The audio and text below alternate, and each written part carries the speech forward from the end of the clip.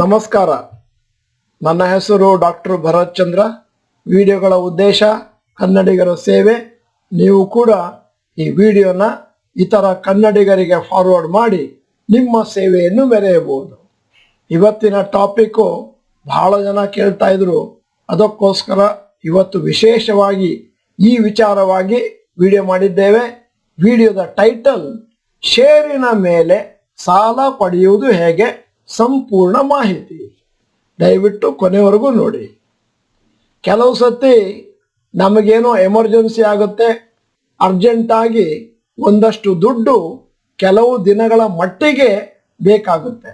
ಆ ಸಮಯದಲ್ಲಿ ನಮ್ಮ ಹಿತೈಷಿಗಳ ಹತ್ರ, ಬಂಧು ಬಾಂಧವರ ಹತ್ರ ಹಣ ಕೇಳಲಿಕ್ಕೆ ಮುಜುಗರ ಆಗುತ್ತೆ. ಅಂತಹ ಸಮಯದಲ್ಲಿ ನೀವು ಲೋನ್ ಆನ್ ಶೇರ್ಸ್ ಅಥವಾ ಷೇರಿನ ಮೇಲೆ ಸಾಲವನ್ನು ಪಡೆಯಬಹುದು.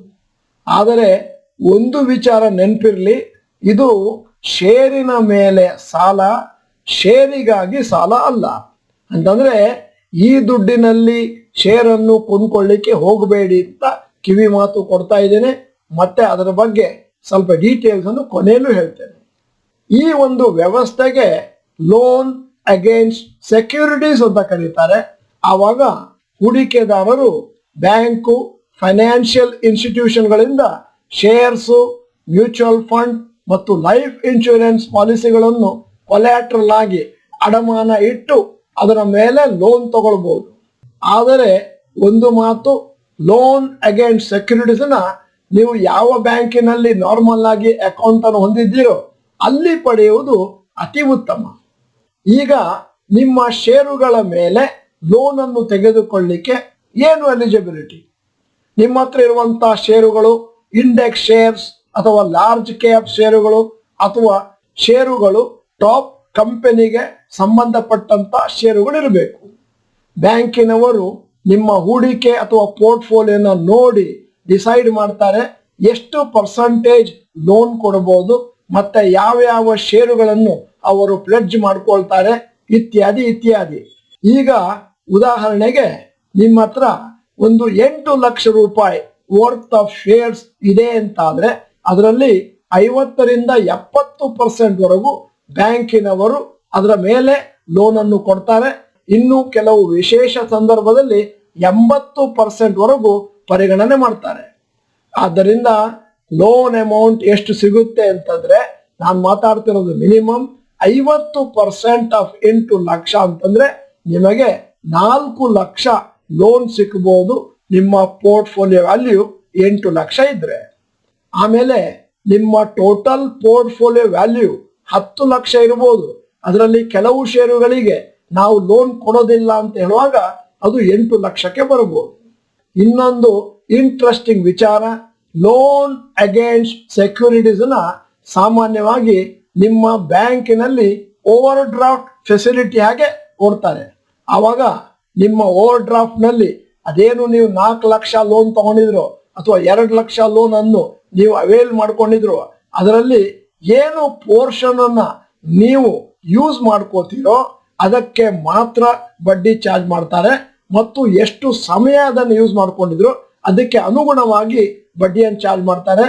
ನಿಮಗೆ 4 ಲಕ್ಷ ಲೋನ್ ಅನ್ನು ಸ್ಯಾಂಕ್ಷನ್ ಮಾಡಿದ್ದೇವೆ ಅಂತೇಳಿ ಅದಕ್ಕೆ ನಿಮಗೆ ಬಡ್ಡಿಯನ್ನು ಚಾರ್ಜ್ ಮಾಡೋದಿಲ್ಲ.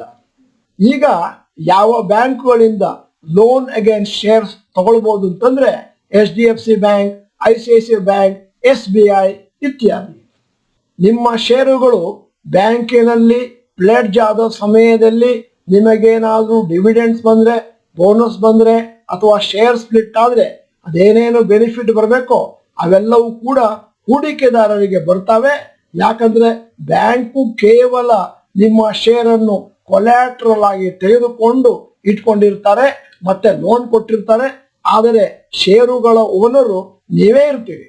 ಈಗ ನಿಮಗೆ ಒಂದು ಕುತೂಹಲ ಇರ್ಬೋದು, ಏನು ಇಂಟ್ರೆಸ್ಟ್ ರೇಟ್ ಚಾರ್ಜ್ ಮಾಡ್ತಾರೆ ಇಂತಹ ಸಾಲದ ಮೇಲೆ?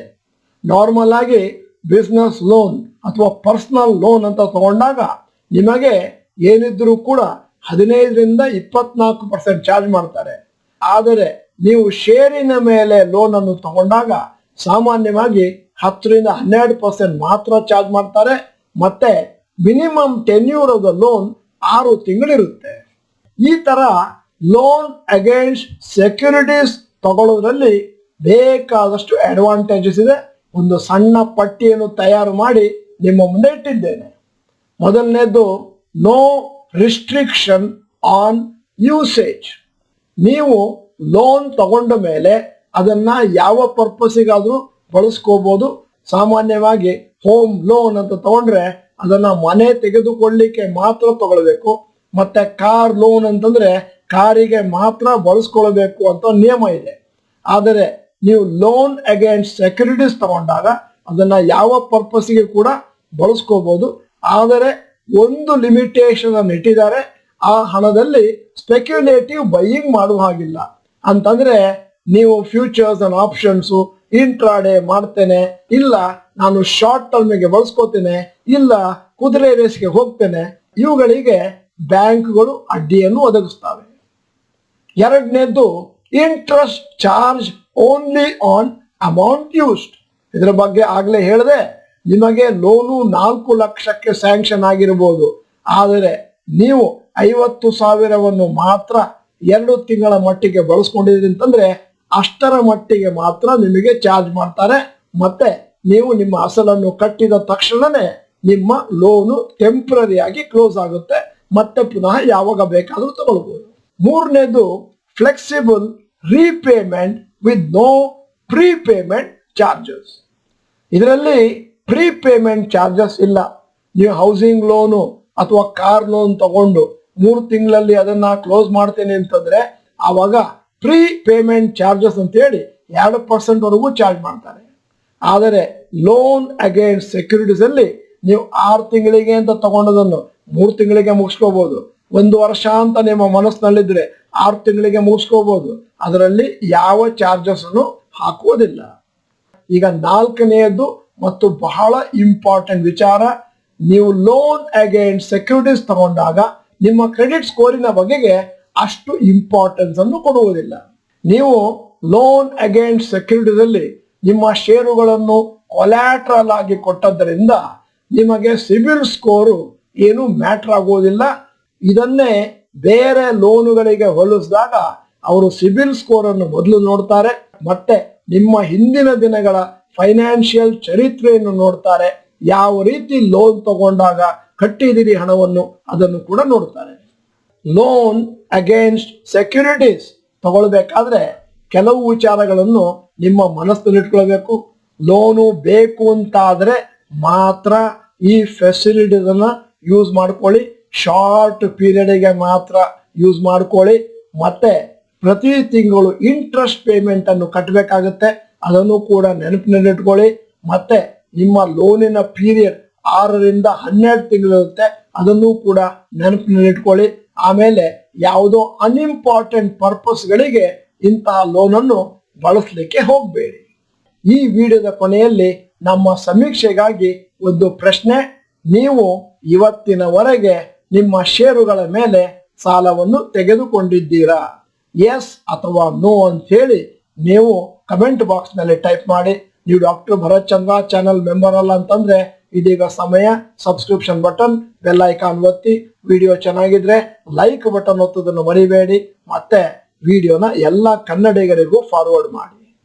ಈ ವಿಡಿಯೋನ ಸಂಪೂರ್ಣವಾಗಿ ನೋಡಿದ್ದಕ್ಕೆ ಧನ್ಯವಾದಗಳು. ನಮಸ್ಕಾರ.